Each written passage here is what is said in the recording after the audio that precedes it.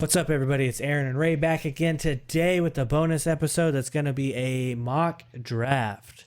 I am going to be drafting in the 12 hole. As you can see here, I'm going to be implementing the 0 RB strategy from this position right here.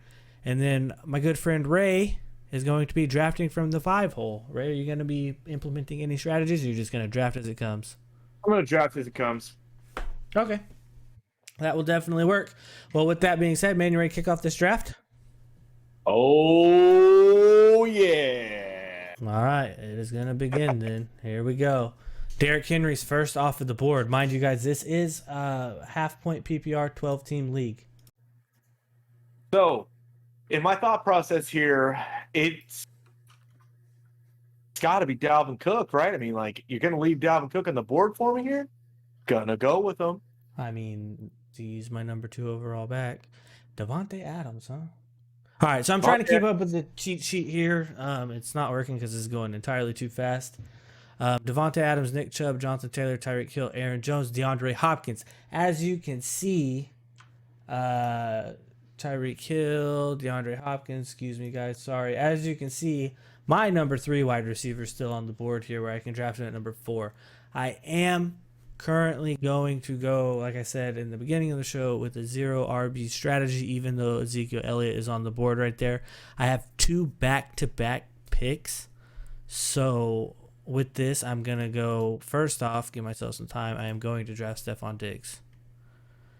Now, Zeke is still on the board. Zeke is still on the board, I know. And I'm going 0 RB strategy because if I wasn't, I would have taken Zeke and Stephon Diggs right here.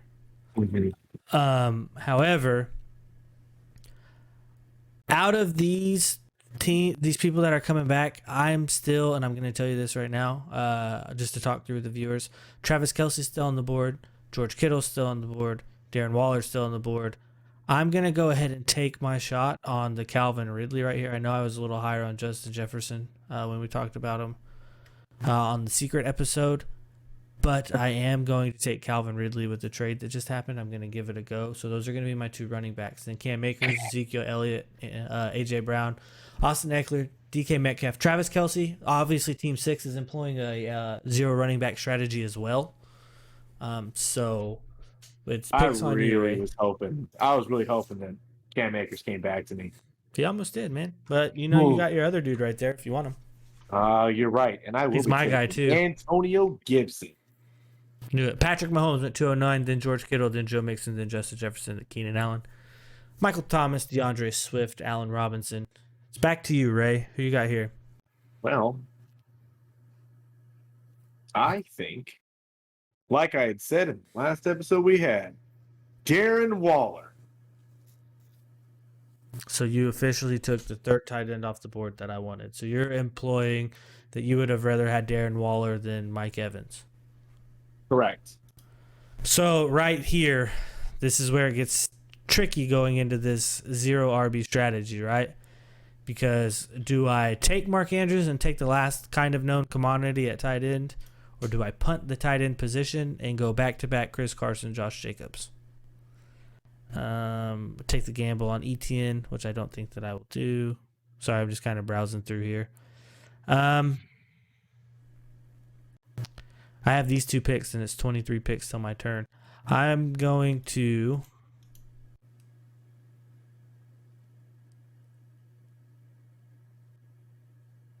Sorry, I'm getting quiet here. It's not good.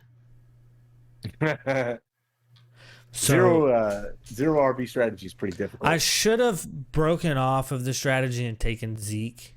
I should have said punting the strategy with the way the draft fell. I didn't, though, and I should have. But right here, I'm going to take Chris Carson for sure to at least get somewhat of a running back. And then everyone on my screen can see who I'm flipping through here. Yeah, dude, I think it's going to have to be Josh Jacobs.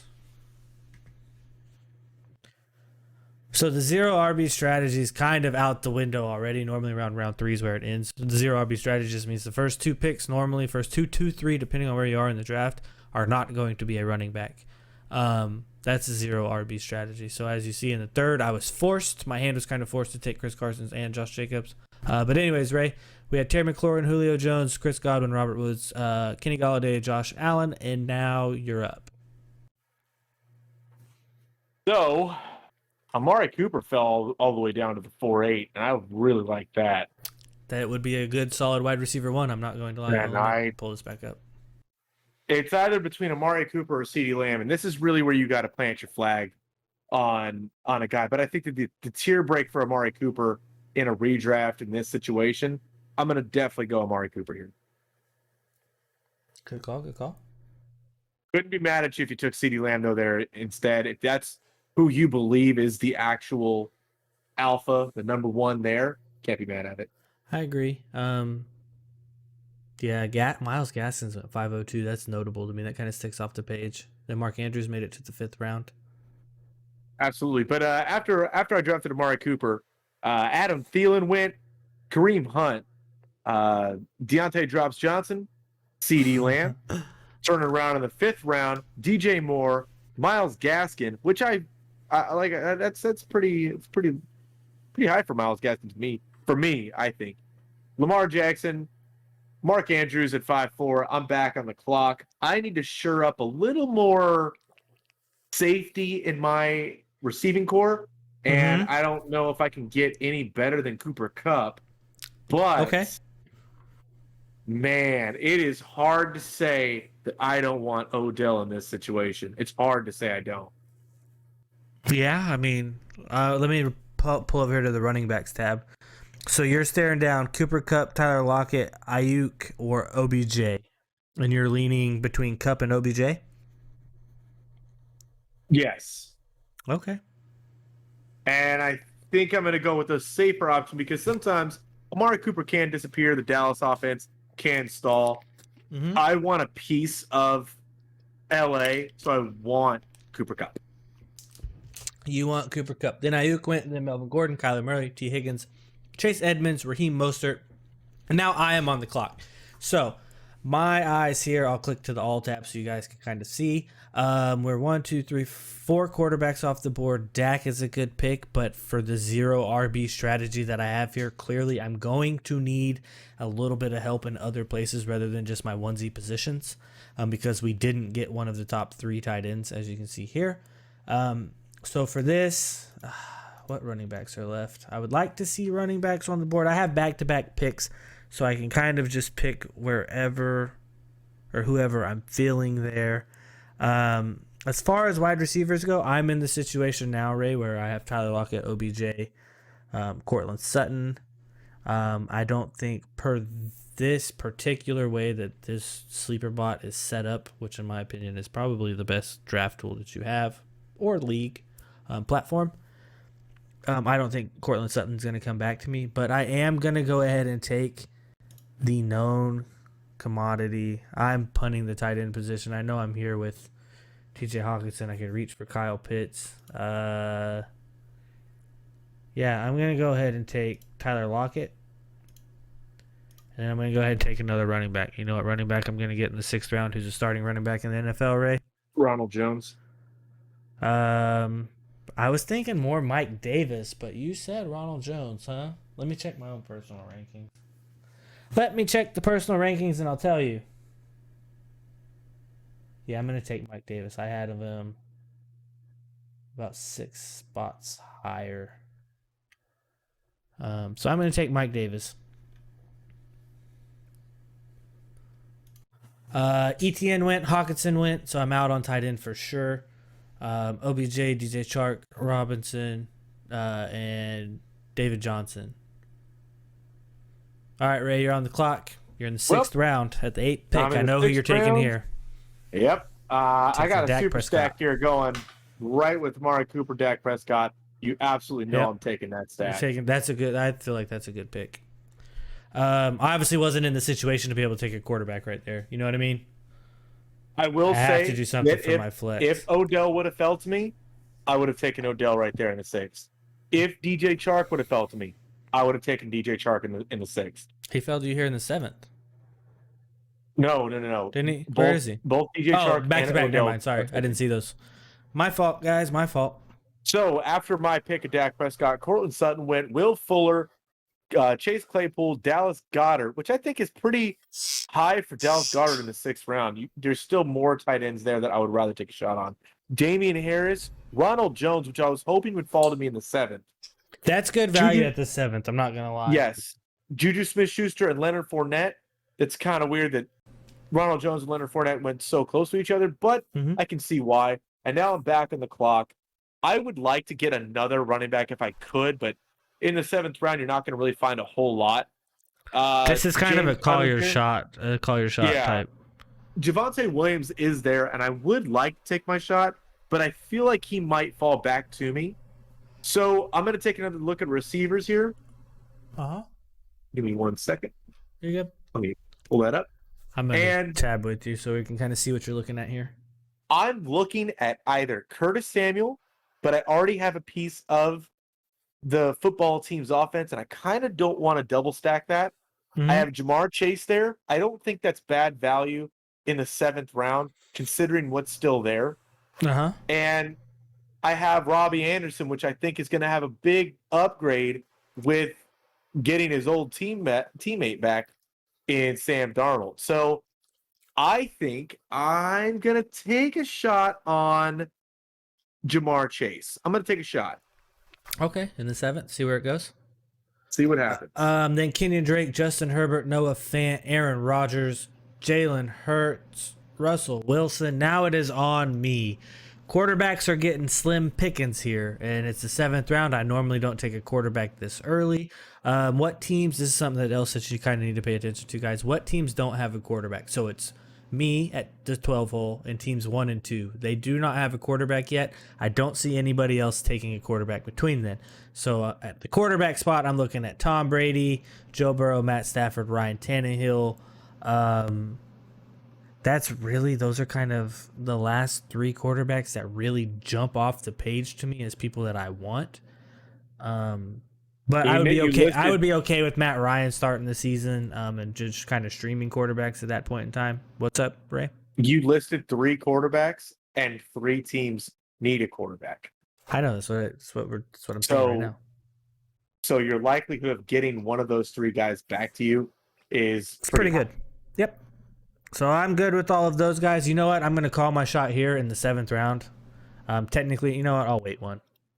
I'll wait one round. Let's look at running backs. We got Zach Moss, James Conner, Javonte Williams would be a good play. I know you're higher on A.J. Dillon than I am.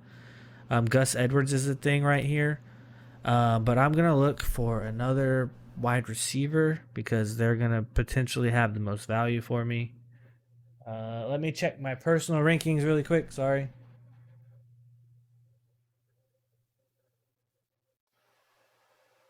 I am going to more than likely be taking one known by Robbie Anderson right here. Okay. And in the tight end spot, I'm going to go ahead and do it. I'm going to take Kyle Pitts. I think that's pretty good value for Kyle Pitts falling that far because he won't fall that far in a normal draft. Not at all. All right, man. So you're up at 8-8. James Conner, Javonte Williams, Zach Moss were the running backs that got taken. Brandon Cooks, and Samuel. Go ahead. Who are you taking? I'm going to go ahead and take A.J. Dillon here.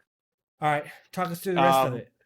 So I want to just preface this by saying that I think A.J. Dillon is going to have a much larger role than what Jamal Williams had in this offense last season. And if he gets the goal line work, perfect. So after I drafted A.J. Dillon, Curtis Samuel went, Robert Tonyan, which I think that he should have probably been a lot higher in this draft. Logan Thomas, again, another guy that I really think that has a shot to be a difference maker at the tight end position, which is just a wasteland. Tom Brady in the 8th, way too high for Tom Brady. Devin Singletary, Joe Burrow in the 9th, which I really like if you got Joe Burrow in the 9th. Tony Pollard, which I've already told you guys, he will have a role in this offense coming out of this next season. Jarvis Landry, and I'm back on the clock again. So I'm probably going to be taking a look at another receiver here. Yeah. I do like Corey Davis. in this round because I feel like he is going to get the work there, at least enough to justify the pick. Mm-hmm. I like Russell Gage. I wish that Brashad Perriman went somewhere else. You said you like Russell Gage? I like Russell Gage. Yeah. Wow. And That is true. We didn't talk about too much today, but I do see him as taking an uptick in targets because obviously Julio's gone now. And from their bye week on, which was like week 8, he was projected for 92 receptions, 1,000 yards, and 8 touchdowns.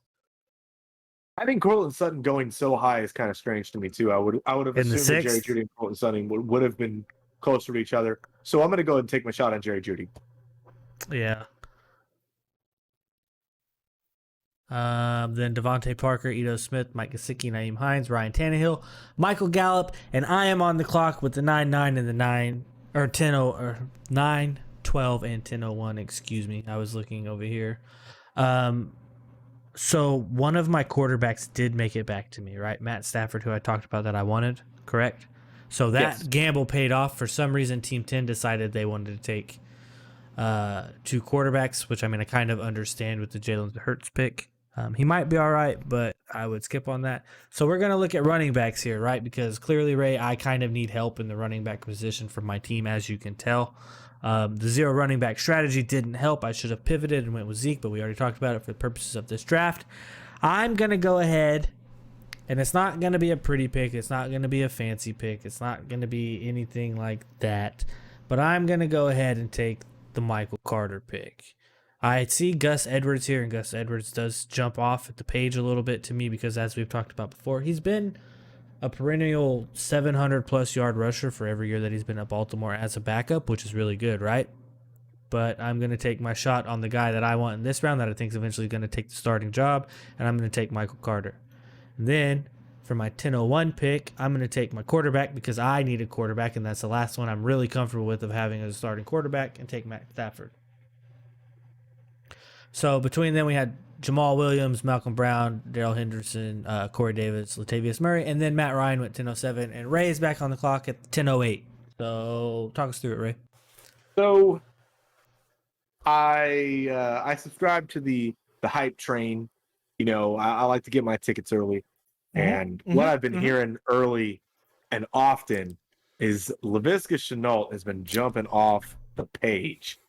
I have also heard that. I would like to see what happens. Okay. It's late enough to where I'm going to plant my flag on another guy.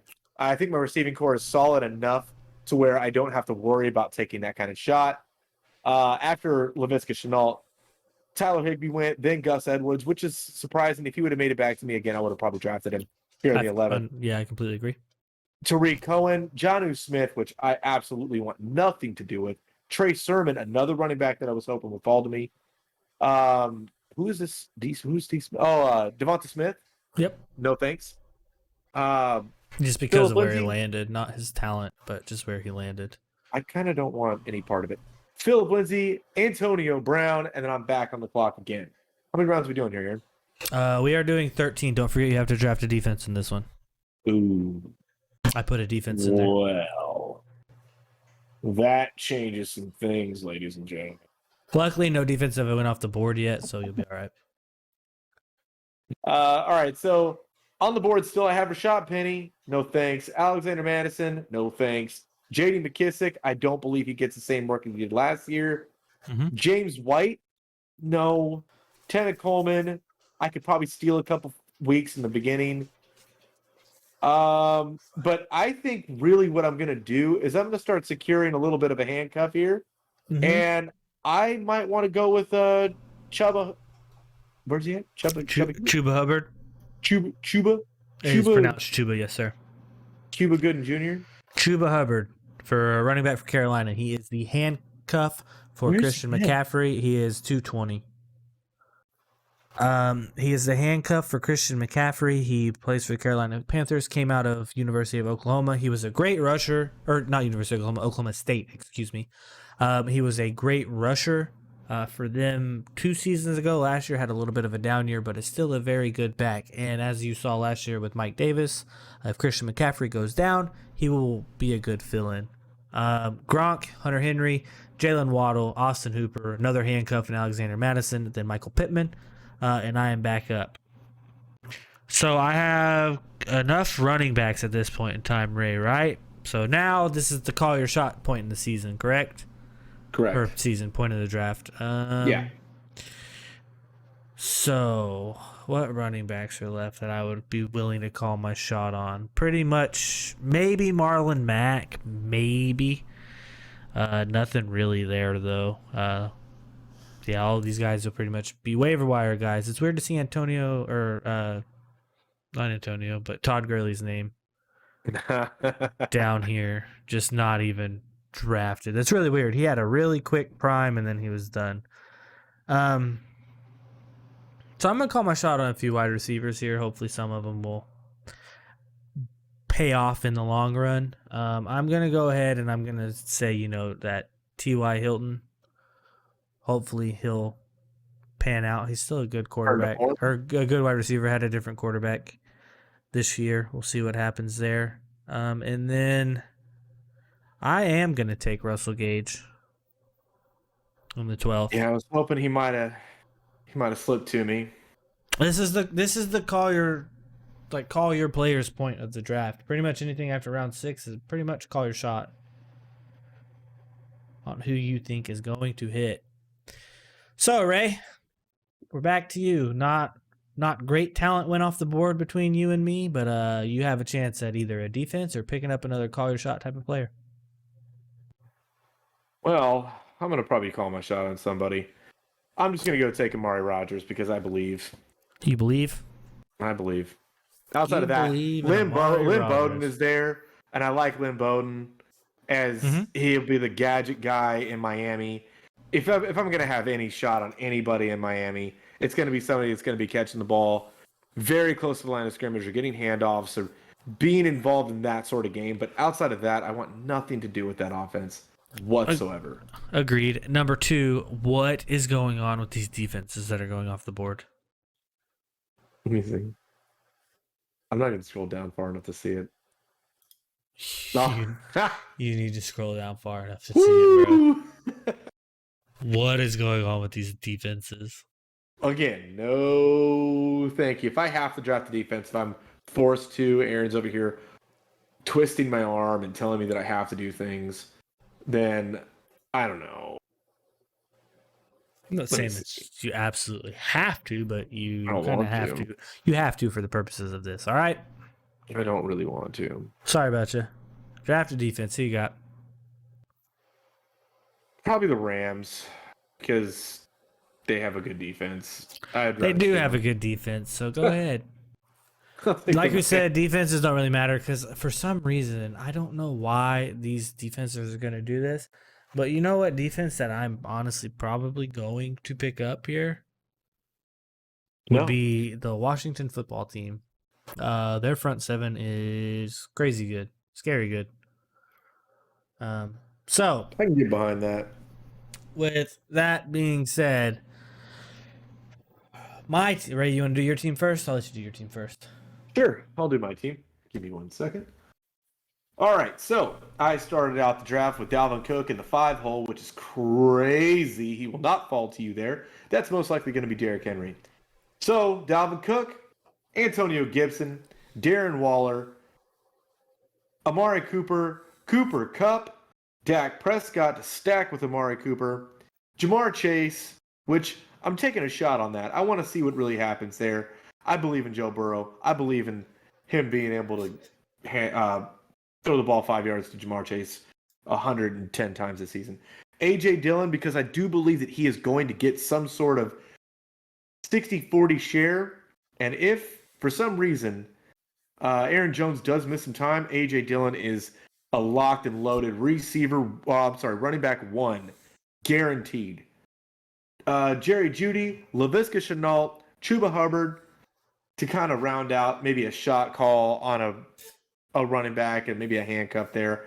Amari Rodgers, and the Rams defense. Okay, so with that, you said normally well, we both know Dalvin Cook won't fall there. It'll be a 1 in a million chance like it did in this one. If that were the Derrick Henry spot, and you basically flip-flop Dalvin Cook and Derrick Henry, would you be okay with that? Would he have been your pick? Would he have been your pick at that spot? Yep.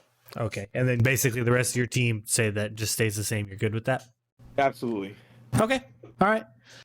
For me, I went in the 12 hole. We implemented the 0 running back draft strategy for you guys to kind of show you guys how it would shake out. Not every pick might have lined up with you guys, but this is normally typically what you'll get.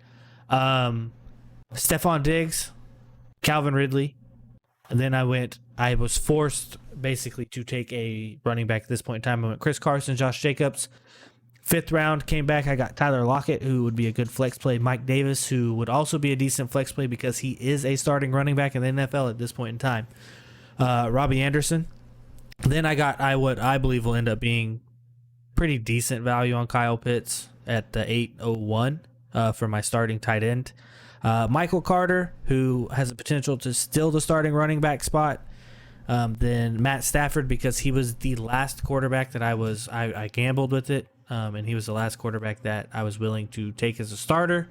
So I took him there at the 10:01, then called my shots on T.Y. Hilton and Russell Gage, and then I finished it up with the Washington football team defense. For his I guess, shaky as the start of that draft went for you, Aaron, I kind of like your team. They pulled up pretty okay.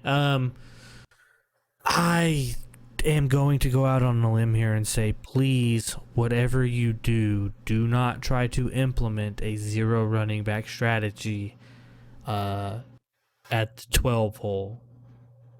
Or don't stay fluid with it. Don't.